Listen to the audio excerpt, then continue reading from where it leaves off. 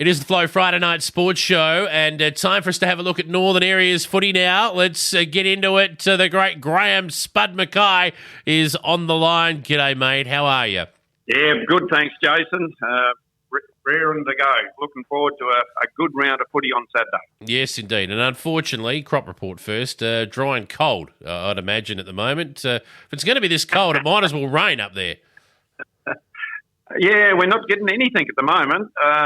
But some parts of the state are really good, and some of those areas have traditionally been dry parts, and had, it's really good to see them getting it. But we sort of do turn the corner at the beginning of next week. We just keep our fingers crossed on that one. It's a few differing reports, depends on which forecast you're listening to.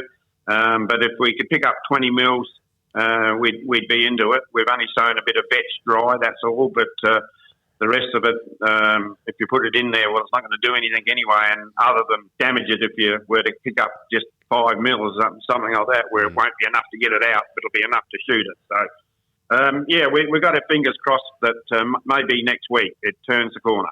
Fingers crossed, mate. But let's go to the footy, and it wasn't Jamestown Peterborough's day at Wilmington on Saturday. BMW were just a fraction too good. 8-11-59. Jamestown Peterborough 4-10. Neither team setting the world on fire with accuracy in front of goal, but Jamestown Peterborough just missing a little bit up forward, mate. Yeah, they are. They're missing Henry Moore. He's hasn't been playing for the last couple of weeks now. And earlier in the year, when they had their couple of wins, he did give them a target up there. And if you've got a target up forward, he's reasonably tall. That straightens the side up, and they play the corridor more than going around the boundaries. So I don't know whether Henry's back this week. Probably not. But that's their issue, is being able to score goals. And the rest of them are not too bad. They're sort of putting in. But they would have looked at perhaps being able to win this one, but well done to BMW, because that's the first win for them, and they probably needed that because they've been missing some through COVID, etc. And now that they've had that win, their confidence hopefully will be boosted, and they can perhaps cause a couple of upsets further on into the season. Yeah, well, they've tacked back on. They're an opportunity for them now to get to that top four. We're only 5 games in, so anything's possible. But gee whiz, if they'd lost that one, it would have been tough for them from that point on. But coulda, woulda, shoulda. They are winners on the winners list, and they're pretty happy about it, I'd imagine. Yeah, certainly are. They were really happy Saturday night that they'd been able to actually get a win, and they're pretty well led by Alex Kanga, the coach, and the young ones have stuck with him, and they've sort of hung in there all the time. Ororo would have been pretty happy as well, and relieved, I'm tipping. They took on the Chooks of Crystal Brook, and at quarter time, the Chooks were flying. They were going beautifully.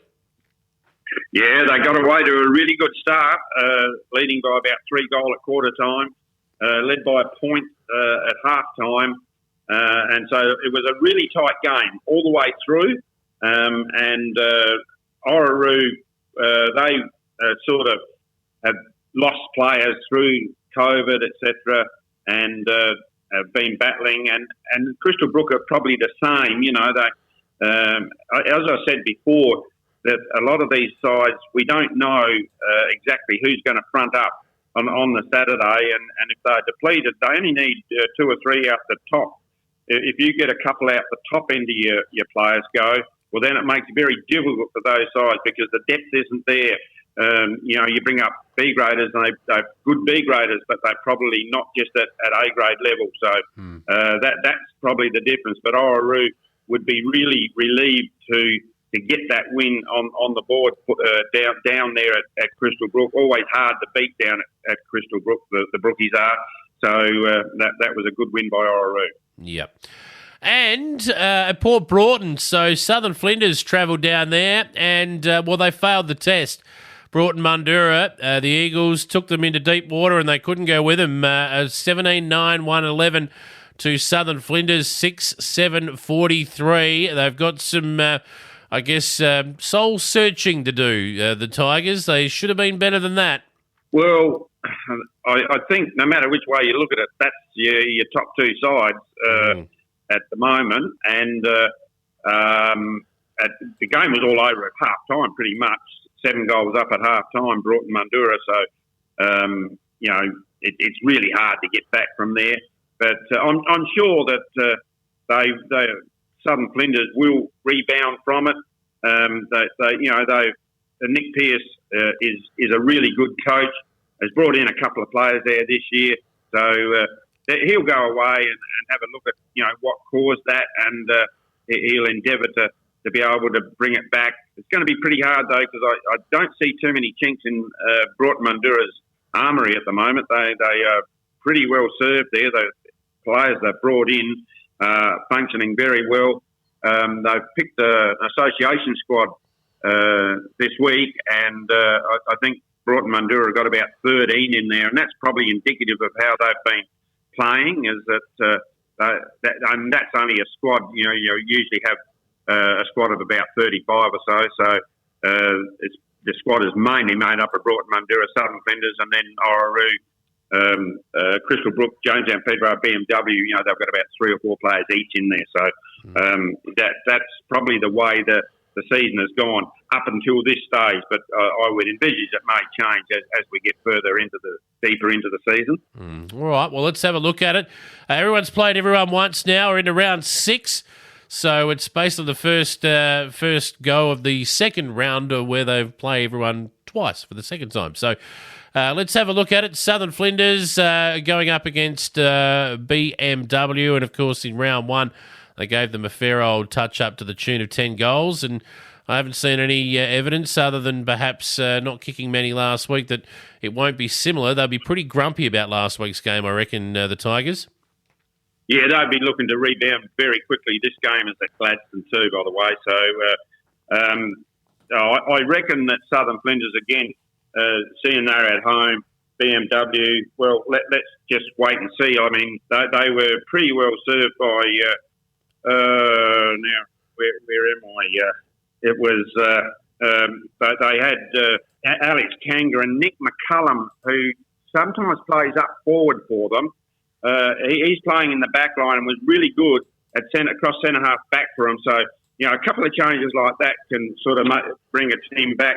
But I reckon Nick Pearce will have Southern Flinders primed to rebound and probably not win by as much as they did the first time they played them, but should get over the line. All right. The Crystal Brook side are hosting Jamestown Peterborough. Now, we know what happened in round 1. It was a Magpie win to the tune of 13 points. Crystal Brook may have improved a touch since then, and do they start this game as favourites? I reckon this one's pretty even. Yeah. Oh, look, you'd have to give Crystal Brook the points up here because of the fact that they're at home. They play that ground pretty well. Jamestown Peterborough, they'll be disappointed with last week, and they know that they can beat Crystal Brook. Crystal Brook's got a bit different side to what they had in that first game, so they are playing probably at this stage a little bit better than Jamestown Peterborough. But if Jamestown Peterborough can get Henry Moore back, well then that would sort of give them something down forward to aim at. But it'll be a hard game because Capitola is pretty good in the centre for Crystal Brook, and he'll no doubt get his hands to it. If he gets runners around him, they'll probably give Daniel Hill first use of the ball up forward. So I reckon Crystal Brook might just get this one. All right. Last match of the round, grand final replay. Obviously, 2 very different sides going at it. Ororo hosting Broughton Mundura, and look, you would not be backing against the Eagles at this point. They're flying.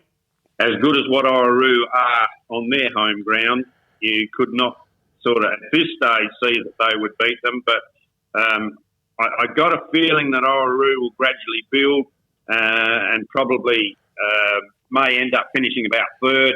And if they do, that they'll be pretty well placed to give a good account of themselves in the finals. But I reckon Broughton Mundura should be too strong at this stage for them. They probably, I don't know whether they've got William Hewitt and the other one was Tommy Button. So there's two zone players that were missing when they played Jamestown Peterborough.